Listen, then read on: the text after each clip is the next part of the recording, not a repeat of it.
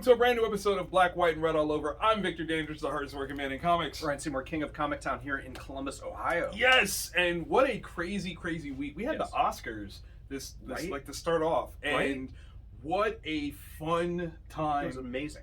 Listen, there are some folks that won that are, I mean, it makes sense. Yeah. And I know that there are some people out there that are upset that other people didn't win. Mm-hmm. But let's celebrate the wins, right? Because that's what we're all about. We're about the celebration, not the lamentation. Yep. You know what I'm saying? We're talking about the good stuff.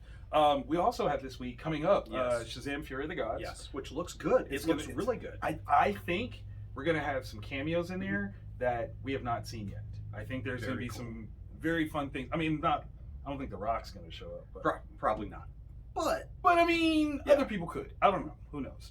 So we'll see exactly what happens. I want to know how it's going to fit into the future of the DCU. Like, are they just like it was filmed, so they're going to put it out? Or I mean, clearly they didn't do that with Batgirl, so they could be switching it up, right? And is this something that's going to be undone by Flashpoint? Right.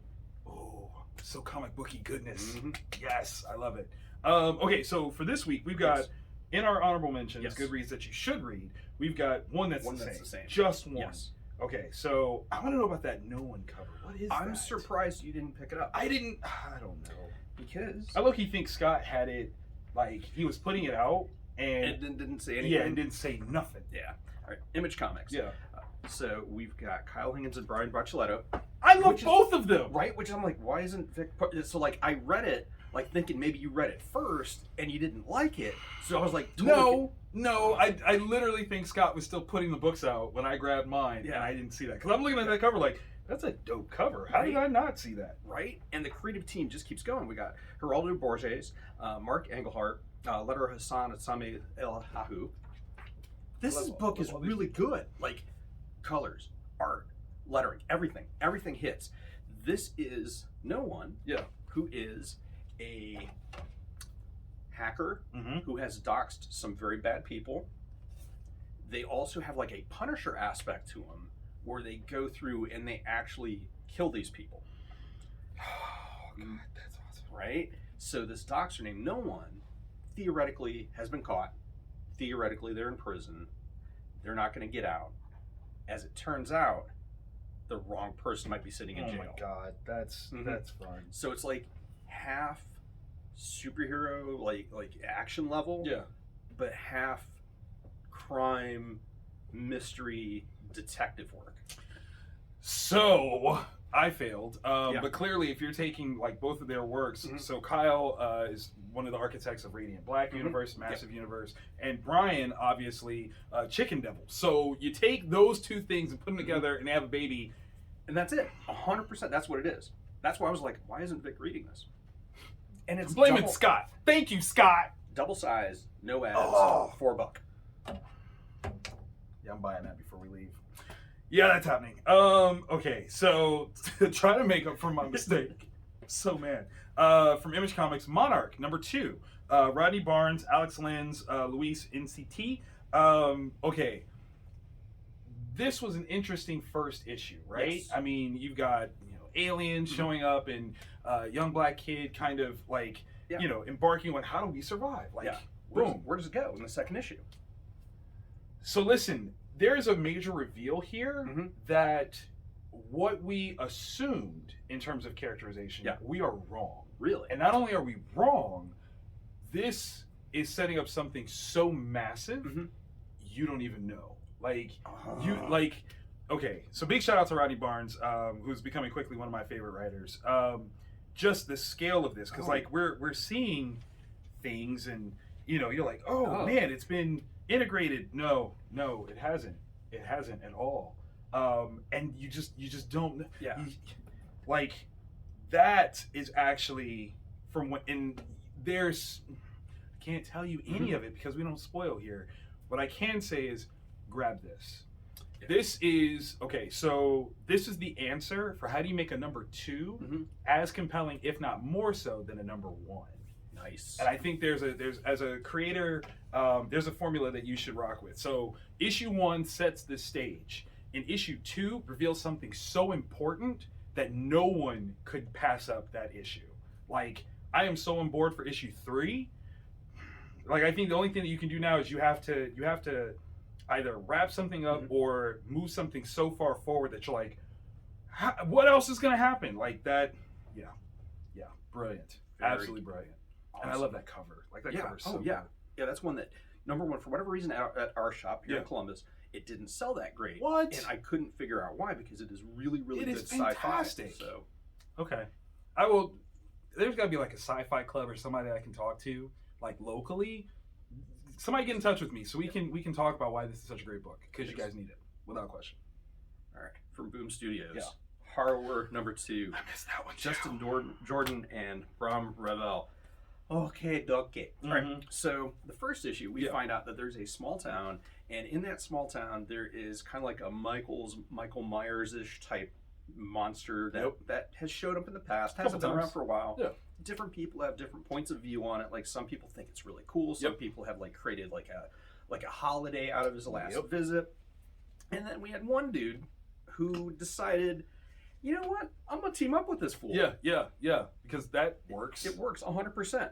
What I love about it is it follows the tropes, kind of like Scream. Okay. Where Scream was unabashedly like, we know, wink, wink, what the rules are in this universe. Right. And it follows that horror universe because person goes by themselves, they get harrowed. That's what happens. And this book, very little story happens. Okay.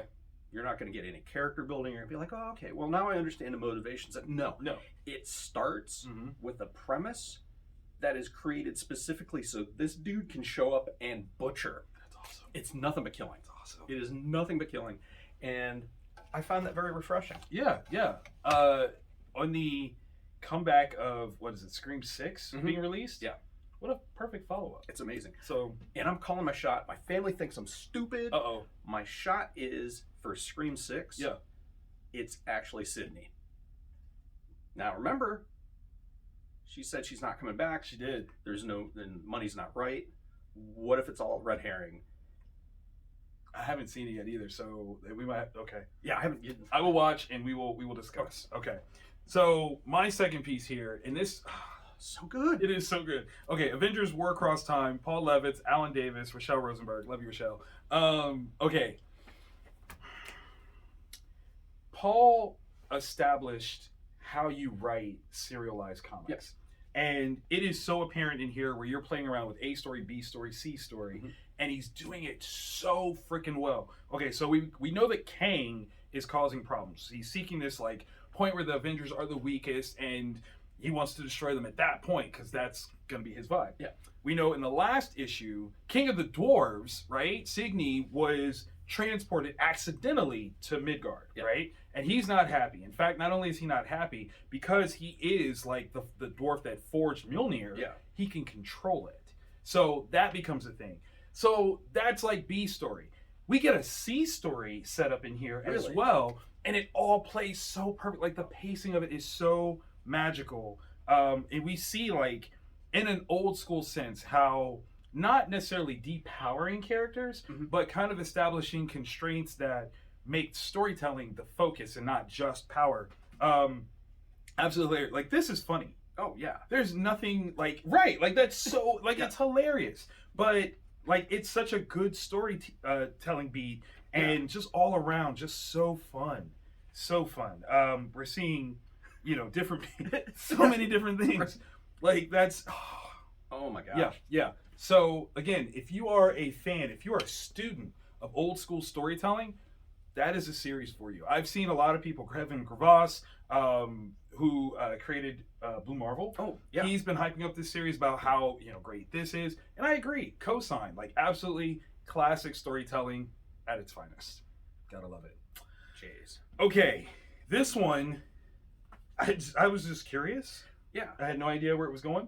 You had all of those one shots, right? That should have been, in my opinion, a direct mini series, and then for 2 months or a month or whatever, all DC books should have fallen under this, because when you have that chemical coming down that's giving people powers, that's changing things, it should actually, affect everything, literally everything. Okay, so DC Universe, Lazarus Planet, Revenge of the Gods. This one.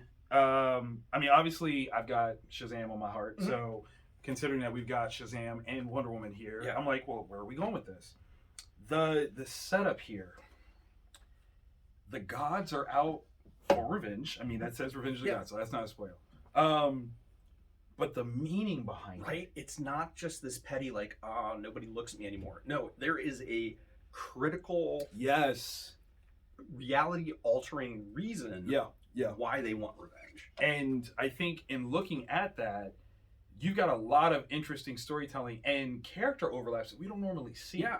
Like, I've joked around and said that, okay, DC, this is mine, don't you do this. But that I think Diana and Hal Jordan should be together because she has a thing for pilots. Yeah. Like, That's a thing. It's a thing, right? Like, it's a trope. So if Steve Trevor is gone, she kind of is like, how you doing, Hal? Hey, you got a plane. It's interesting. I like it. Like, I think that's a thing. So to see her and Shazam kind of cross over, was like, well, both wield attributes of the gods. Yeah. Why wouldn't they? Like, and I'm not saying that they should date. No, but like he should kind of be like her little brother. Yeah. Like she should kind of be like, oh, let me. He doesn't have a mentor. He doesn't, and why not Diana? Like we always see it be Superman, but no, it should be her because she's like, is that the power of Zeus? Are you wielding my dad's energy? How are you doing that? Yeah. Like, is that my uncle Mercury? Like what's going on? Hey, how are you? Like, are we related? Like that should be the vibe. So, I think that's a fun place. Storytelling wise, man. Diana's got a choice, and I don't know. Yeah, I wouldn't want to be her. Not at all. Yeah, because she's very like her reaction to being put in that situation to have the choice. I don't even know how I would like. How would I feel? Yeah. All right. So, anyways, the gods. Yeah. The old gods. Like not the new gods. Yeah. And not just Greek mythology gods. Right. Like, all across the pantheon, worshipped by early people on Earth, are coming back, and they're trying to once again state, like, hey guys. I'm in charge. Yeah. Worship me. Their rationale for how this is supposed to work makes perfect sense. It does. Like, perfect sense. It does. I'm like, oh, no. I can see that. Yeah, that makes sense. I'm curious as to, considering the way that this has been broken down, and you're absolutely right. I think, like, this Lazarus planet should have been separate events that now coalesce into one thing, and that becomes the dawn of DC. Yeah, because you've got huge stakes here, and you can't just already be in this next phase without addressing this. Yeah, because that's huge, right? I'm just saying, it's weird. It's weird because it doesn't feel like there was somebody like some kind of like meeting or something at some point. Like, okay, this is the direction we're going to go. There's going to be dawn of DC. How do we get there? Yep. And they needed an editorial summit. An editorial summit where you go, okay, here's your branches of DC. Here's how these things could affect your thing, and this is where we're going. And here's your target date. We will make books not come out that month if that's what we have to do in order so that everybody's on the same page. Yeah, I think that would have been huge. Would have been huge. Yeah. Okay, so price wise, what are you? I think 4, 5. I think 13. That's about where I'm at. So $13, not bad. If you got an extra 13. There you go. I mean, if you put them together, it's extra 25. Yeah, which isn't bad. It's not terrible. So we're going to take a break real quick. When we come back, though, we've got the must-reads, the things that you have to leave the comic shop with. Or else, why'd you go? Weird.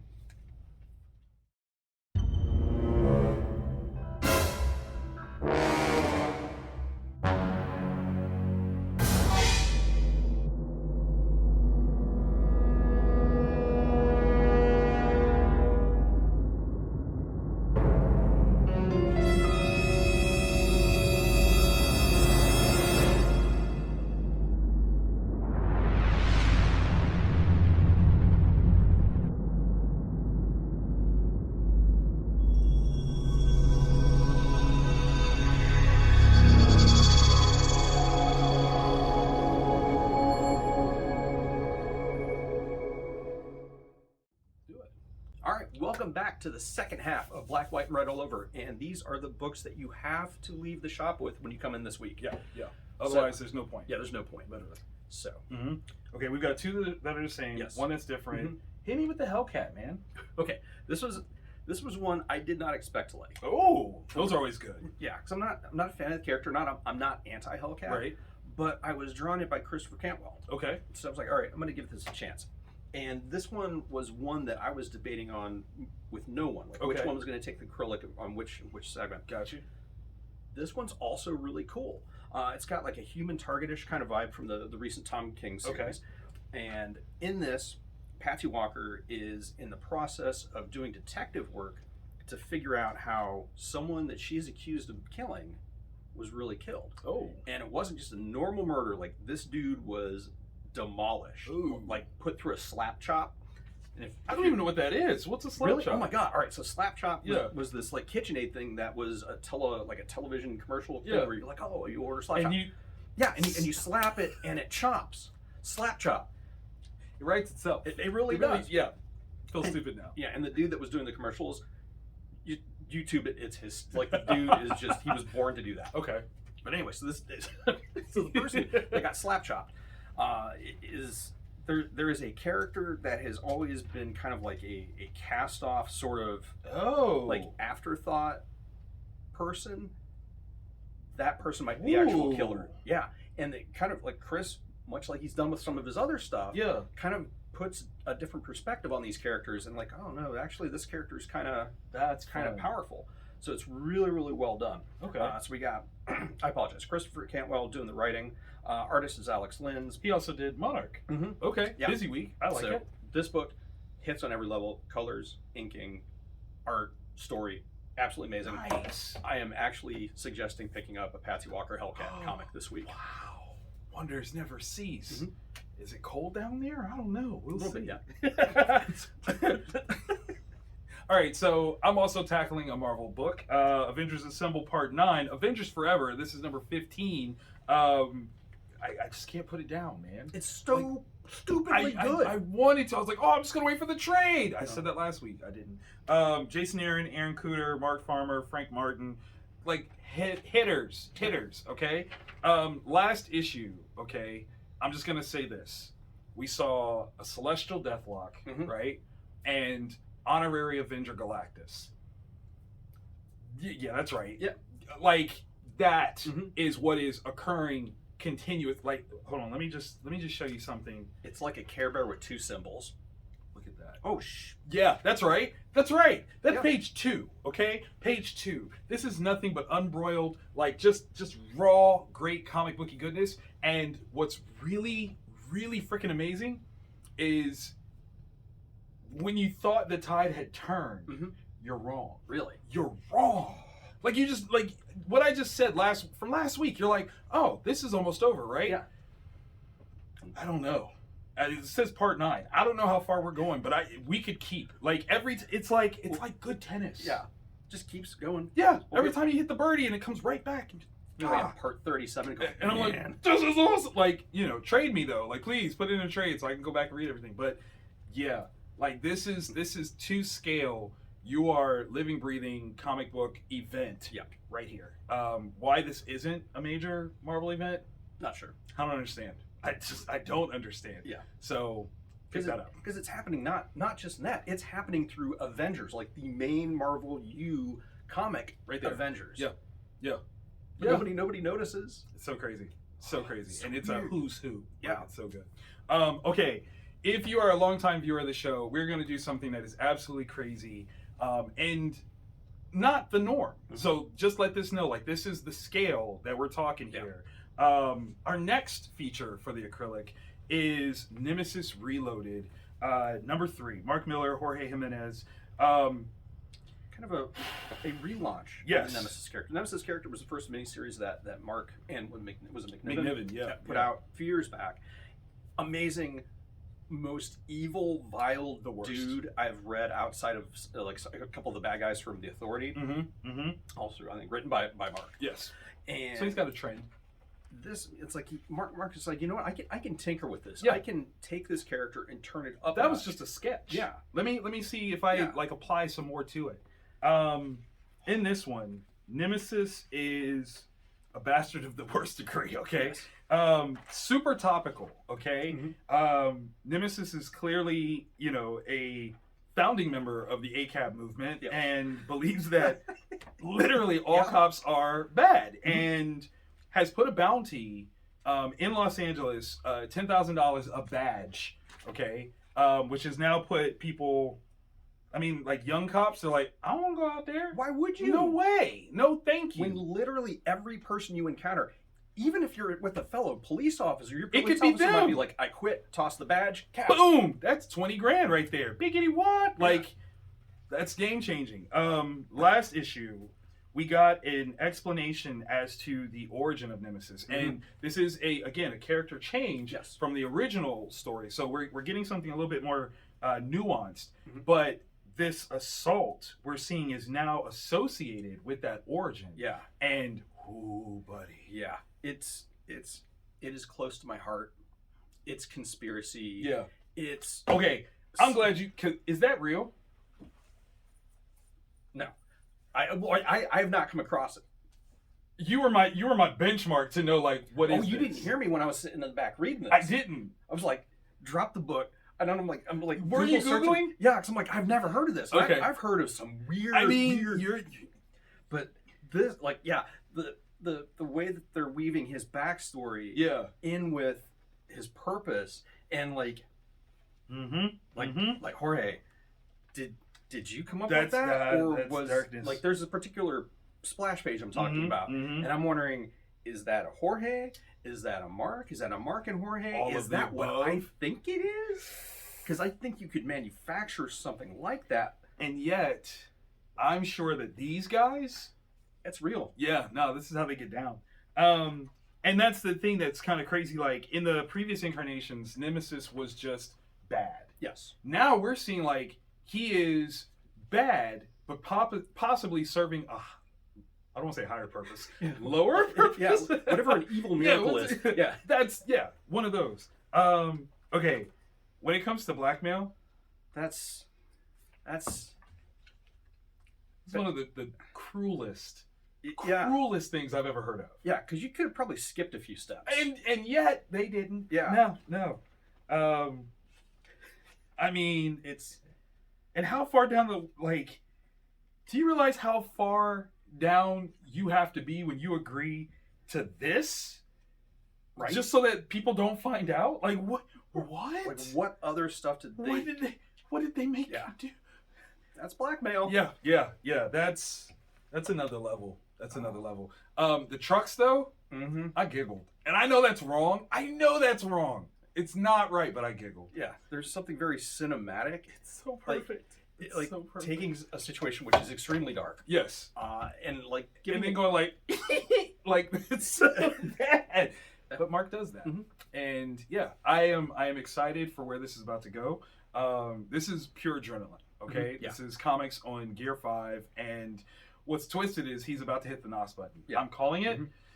This is about to get really twisted because this is the part where things start to twist, and the heroes have got to start catching a win because otherwise this is bullying at its finest. Or is it setting up something grander? Like that's the other thing. Because it's like you're watching like your epic Batman movie, right? Yes. Except it's Joker in charge, and it's Joker doing all the Batman doing other things. stuff, You're like, he can do that, but with a purpose. And we just don't know what that is yet. And that's the part where you're like, he hasn't even told us the joke, let alone the punchline. So this is part of the overall Miller universe, right? Yes. So Prodigy, Magic Order, right? So this, as far as we know, like Ambassadors is going to come out, like all of it, all of it. Jace. Okay.